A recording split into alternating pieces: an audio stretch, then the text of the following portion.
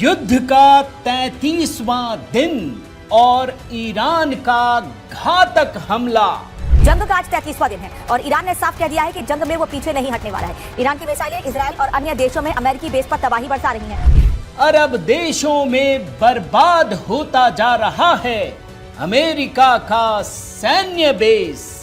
ये जानकारी सामने आ रही है तो ये इराक का इरबिल है और इरबिल में यूएस ठिकाने पर ये बड़ा हमला हुआ है। इरबिल में दूर तक सुनी गई है इन धमाकों की आवाज। मगर ये क्या, डोनाल्ड ट्रंप तो ठुमके लगा रहे हैं। तलवार के साथ डांस करते नजर आ रहे हैं। कहीं डोनाल्ड ट्रंप ने पूरी दुनिया का अप्रैल फूल तो नहीं बना दिया। वहीं इसी बीच बड़ी खबर, बड़ी जानकारी ये भी है कि व्हाइट हाउस की प्रवक्ता के मुताबिक ईरान को लेकर डोनाल्ड ट्रंप राष्ट्र के नाम संबोधन करने वाले हैं। याद रखिए, इजराइल का ईरान पर घातक प्रहार जारी है। जंग के बीच ये बड़ी खबर, ईरानी मेजर जनरल इशाकी मारे गए हैं। इजराइल के स्टाफ में उनकी मौत हो गई है। अब ट्रंप ये कह रहे हैं कि हम बहुत जल्द ईरान से बाहर निकलेंगे। ट्रंप ने यह भी कह दिया है कि हम से हमारा कोई लेना देना नहीं है। साथियों नमस्कार, मैं हरिश्चंद्र बंडवाल इस वीडियो में आप सभी का स्वागत करता हूं। दोस्तों, युद्ध का 33वां दिन है और 33वें दिन किस प्रकार की खबरें आ रही हैं, इसका हमारे और आपके जीवन में कितना गहरा असर पड़ता है, आज मैं आपको यही दिखाने जा रहा हूं। पहली बड़ी खबर दोस्तों, कि आज ही भारत के लिए सबसे बड़ी खुशखबरी आई है। और ये खुशखबरी जो है ना, चूंकि भारत के लिए खुशखबरी है तो कांग्रेस और पूरे इकोसिस्टम के लिए ये दुख भरी खबर है। अभी मैं आपको ये दिखाऊंगा। दूसरी बड़ी खबर, क्या डोनाल्ड ट्रंप हार गए हैं या हार मानने वाले हैं? अब ये पूरी दुनिया के लिए चिंता से भर देने वाली खबर है। अगर ईरान जीत जाता है तो ये दुनिया के लिए अच्छी खबर नहीं हो सकती है, इस बात को ध्यान रखिएगा। तीसरी बड़ी खबर, डोनाल्ड ट्रंप क्या पूरी दुनिया के साथ अप्रैल फूल खेल रहे हैं? हम लोग तो बचपन में जानते थे कि एक दूसरे को ठगना, बेवकूफ बनाना। क्या डोनाल्ड ट्रंप यही काम कर रहे हैं? आज मैं आपको वो भी दिखाऊंगा। कैसी कैसी घटनाएं, अभी तो मैंने आपको ट्रेलर में बहुत सारी चीजें दिखा दी। और इसके अलावा दोस्तों, किस प्रकार से इस युद्ध में दो मुस्लिम देश आपस में भिड़ पड़े हैं, ये कहानी भी आपको दिखाऊंगा। मैं निवेदन करता हूं दोस्तों, जरूर एक कमेंट कर दीजिएगा, जय सिया राम यही लिखिएगा, ताकि पता चल सके कि संवाद भी अपने बीच हो रहा है और अपनी राय भी रखिएगा दोस्तों। और हाँ, एक अब से मैं शुरू करता हूं दोस्तों, क्योंकि एचबी शॉर्ट्स में बहुत सारी खबरें बहुत संक्षिप्त में दिखा रहा हूं, तो मैं आपको बता देता हूं कि 2 से 5 मिनट के बीच में क्या खबरें आज आपको दिखा रहा हूं एचबी शॉर्ट्स में।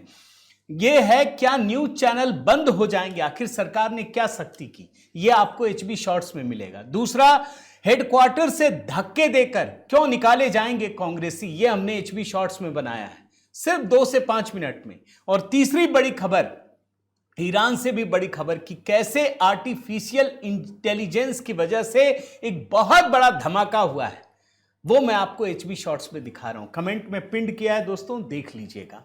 आइए शुरू करते हैं। कुछ विंडो पहले आपको दिखाता हूं दोस्तों। ये 2 विंडो से शुरू करता हूं। देखिए डोनाल्ड ट्रंप कैसे अप्रैल फूल मना रहे हैं, जरा उसका एक कुछ नमूना दिखाता हूं।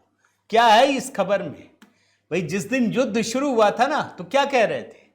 यही कह रहे थे ना, हम तो पहले ही घंटे जीत गए, 1 महीने से ज्यादा हो गया, 33 दिन पूरे हो गए।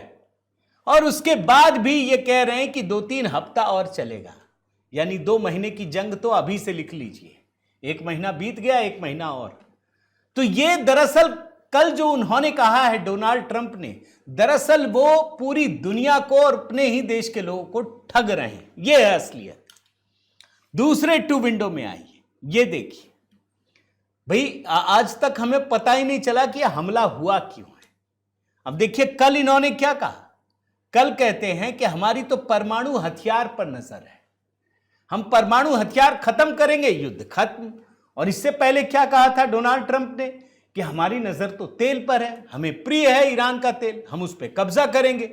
तो आखिर डोनाल्ड ट्रंप क्यों ये युद्ध लड़ रहे हैं, ये क्लैरिटी की घोर कमी है। तीसरा टू विंडो देखिए। आज जानते क्या कहा है डोनाल्ड ट्रंप ने कि डील की जरूरत नहीं है। अभी 2 दिन पहले बोल रहे थे कि हम तो हरा चुके हैं, डील हो जाएगी, जल्द डील हो जाएगी, बात सब हो गई है, बस साइन करना है। और आज पता चल रहा है वो कह रहे हैं कि हमको डील नहीं करना, डील हो ना हो हम तो छोड़ देंगे युद्ध, हम बाहर निकल जाएंगे। अगला देखिए टू विंडो दोस्तों, सिर्फ अप्रैल फूल का आपको दिखा रहा हूं। अभी 2 दिन पहले, कल ही बल्कि, ये कह रहे थे जनाब कि वहां तो रेजिम चेंज हो गया, सरकार बदल गई ईरान में, हमने कर दिया, कर दिखाया। अब ये कह रहे हैं कि हमारा उद्देश्य तो रेजिम चेंज है ही नहीं, हो ना हो हमको क्या लेना देना, कर पा नहीं रहे हैं। सिर्फ देखते चले जाइए, क्योंकि आज 1 अप्रैल है और अप्रैल फूल वो किस प्रकार से बना रहे हैं, इसलिए इस थीम को हमने आपके सामने रखा है। लेकिन एक बात बड़ा गंभीर है दोस्तों, ईरान युद्ध से निकला क्या है। 4 विंडो में आपको दिखा रहा हूं, यह हल्के में मत लीजिएगा। इस युद्ध के जरिए पूरी दुनिया फंस गई है, लेकिन इसके जो नतीजे निकल रहे हैं वो उससे भी खतरनाक है दोस्तों। और वही मैं आपको इस 4 विंडो में दिखा रहा हूं, फिर एक एक करके वो तीनों खबर भी दिखा दूंगा। जिस तरह की परिस्थिति में डोनाल्ड ट्रंप खड़े हैं, जिस तरीके से हॉर्मुज स्ट्रेट पर बयान दे रहे हैं, हॉर्मुज स्ट्रेट पर उसने कब्जा कर लिया ईरान ने, ये सीधे सीधे डोनाल्ड ट्रंप की हार है।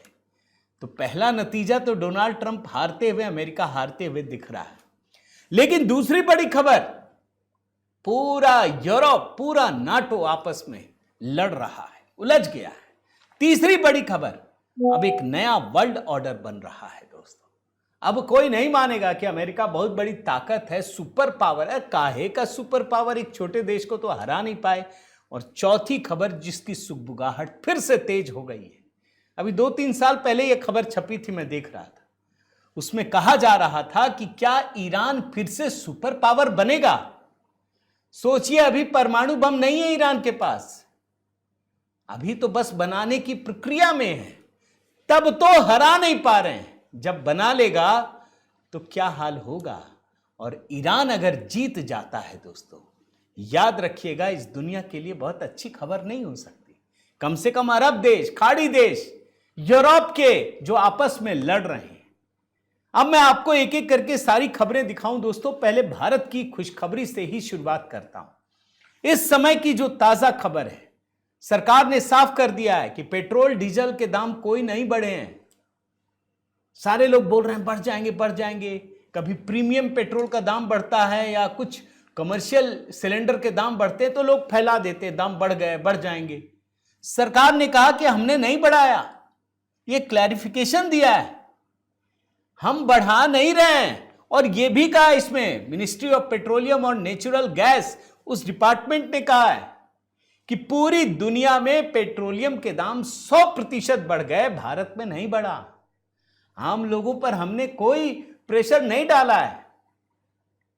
लेकिन ये नौबत क्यों आ रही है, क्यों सरकार ऐसा कर पा रही है, उस बात को समझने की जरूरत है। और ये खबर है दोस्तों, देख लीजिए। पेट्रोल को लेकर के पिछले 9 महीने का रिकॉर्ड टूट गया है। सब बोल रहे थे रूस से तो भारत तेल ही नहीं लेता। अरे भाई क्यों नहीं लेता? सबने कहा कि नहीं, अमेरिका ने कहा तो लिया। अरे अमेरिका ने कहा तो कैसे लिया? अमेरिका ने तो ये नहीं कहा कि आप एग्रीमेंट कीजिए, अगले महीने भी आएंगे। 9 महीने में सबसे अधिक तेल रिकॉर्ड। मार्च में भारत ने 5.55 करोड़ बैरल तेल आयात किया है, 5.5 करोड़ बैरल से भी अधिक। और ये जून 2025 के बाद सबसे ज्यादा है। ये पूरा का पूरा, जैसे कमोडिटी एनालिटिक्स फर्म कैपलर के डेटा के अनुसार रूस से आयात में 89% की बढ़ोतरी हुई है। फरवरी में ये 2.9 करोड़ बैरल था और इस समय 5.55 करोड़ बैरल है। अच्छा, मजे की बात बताऊं आपको, आज तो 1 अप्रैल है ना दोस्तों, कल ये रिकॉर्ड सबसे ऊपर पहुंच गया। 31 मार्च को अपने दैनिक आयात का जो रिकॉर्ड है उसको तोड़ते हुए 1.96 मिलियन बैरल प्रतिदिन तक पहुंच गया।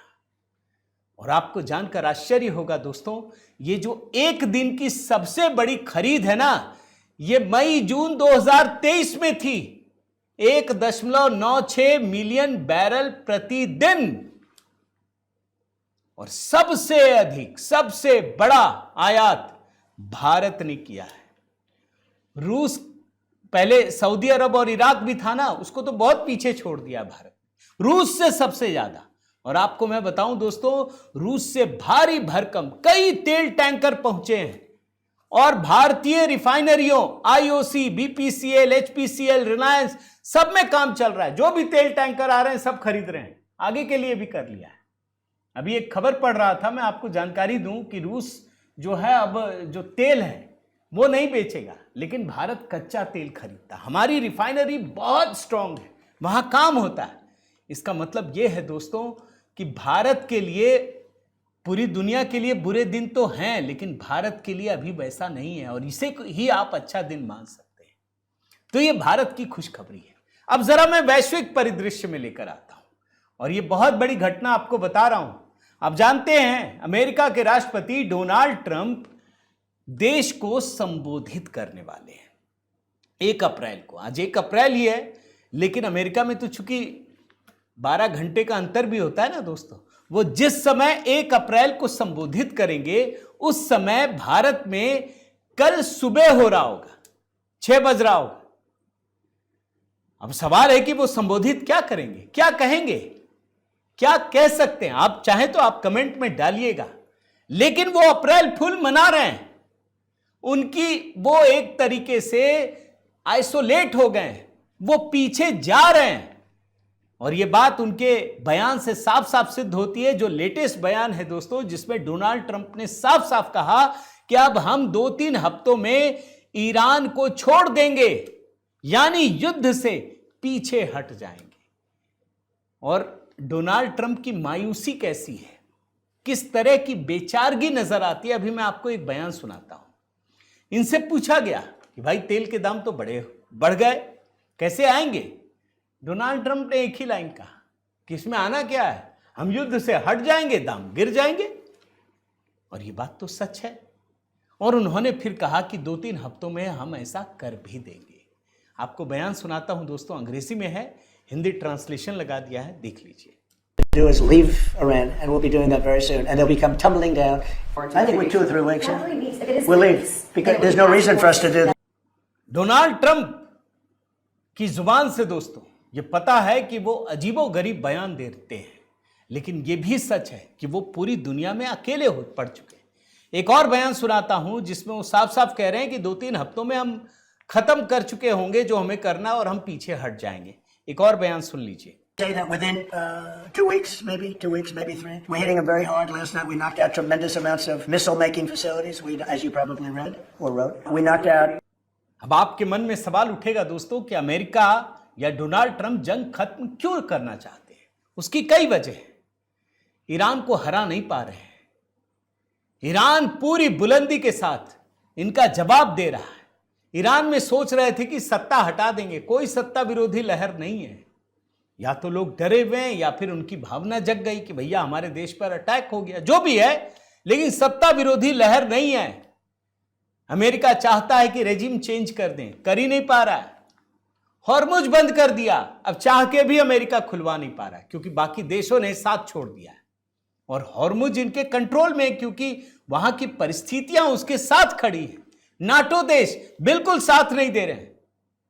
इस युद्ध के चक्कर में अमेरिका पूरी दुनिया में अलग थलग पड़ता जा रहा है। अमेरिका के भीतर डोनाल्ड ट्रंप के लिए गुस्सा भरता चला जा रहा है। इनकी अप्रूवल रेटिंग गिर गई है, और गिरी ही नहीं है, दुनिया में सबसे अधिक जितने भी राष्ट्रपति हुए होंगे उसमें सबसे कम हो गया है। तो ये तो मजबूरी है दोस्तों। और बड़ी बात आपको और इसमें ऐड कर देता हूं, जो लेटेस्ट खबर है, अमेरिकी विमानों को फ्रांस ने एयर स्पेस नहीं दिया दोस्तों, एयर स्पेस लड़ने के लिए। क्यों? क्योंकि ये विमान इजराइल जा रहे थे। आप सोचिए, ये सिर्फ ऐसा नहीं है कि आप न्यूट्रल हो गए, भाई अमेरिका का सैन्य बेस है वहां पर, अमेरिका के विमान वहां उतरते हैं, आप एक तरीके से झटका दे रहे हैं। फ्रांस ने सैन्य आपूर्ति से लदे उन विमानों को अपने क्षेत्र के ऊपर से, जो इन्होंने ट्रंप ने लिखा है, उड़ान भरने की अनुमति नहीं दी जो इजराइल जा रहे थे। फ्रांस ने बुचर ऑफ ईरान के संबंध में बहुत ही असहयोगपूर्ण रवैया अपनाया है, जिसे सफलतापूर्वक खत्म कर दिया गया है। यूएसए इसे याद रखेगा, ये ट्रंप गिड़गिड़ाते हुए कह रहे हैं। और अमेरिका में दोस्तों ट्रंप बिल्कुल अकेले पड़ गए। जो सर्वे अभी आया ना, उसमें 2/3 अमेरिकी मानते हैं कि इसको खत्म कीजिए, क्योंकि आपने जो लक्ष्य तय किए थे वो पूरे हुए ही नहीं। 2/3 अमेरिकी ये चाहते हैं, 66% कि अमेरिका ईरान युद्ध से बाहर निकल जाए। एक सर्वे किया गया है दोस्तों, उसमें ये साफ साफ लिखा है। अब सवाल है कि अमेरिका के लोग परेशान क्यों हैं? इस सर्वे में अमेरिका में 1021 लोगों से सवाल किया गया, हालांकि ये कम आंकड़ा है, बट अमेरिका के लिए ये सब भी चलता है। उसमें ये लोगों ने बताया कि इस युद्ध से जो महंगाई पड़ी है, इसका उनके जीवन पर भारी असर पड़ रहा है, और इसीलिए अमेरिका के लोग इस युद्ध से बाहर निकल जाना चाहते हैं। अच्छा, एक और इंटरेस्टिंग चीज आपको बताता हूं। ईरान की तरफ से भी पहली बार जो इनके राष्ट्रपति है मसूद पेजेश्कियन, उन्होंने भी युद्ध खत्म करने की इच्छा जताई है, लेकिन एक शर्त नत्थी कर दी है। अल जजीरा से बातचीत कर रहे थे, उसमें उन्होंने कहा कि अगर पूरी दुनिया ये गारंटी दे कि अब हमारे ऊपर हमला नहीं होगा तो हम युद्ध खत्म कर देंगे। अमेरिका भी चाहता है, चलिए ईरान भी चाहता है, इजराइल क्या चाहता है? इजराइल बिल्कुल नहीं चाहता दोस्तों।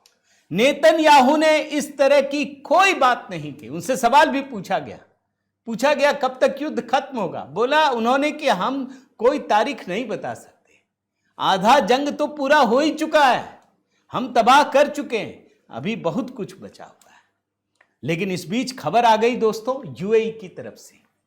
मैं बार बार खबर देखता हूं, देखिए ये अभी भी खबर है कि हॉर्मुज पर ट्रंप के साथ आया यूएई, जंग में कूदने को तैयार। ये पिछले 1 महीने से चल रहा है कि यूएई जंग में कूदने को तैयार है, कूद जाएगा, अभी चढ़ गया पहाड़ में, अब धीरे से कूदेगा, फिर अभी सरक जाएगा, पता नहीं क्या हो रहा है। लेकिन अब इसमें गंभीरता है दोस्तों।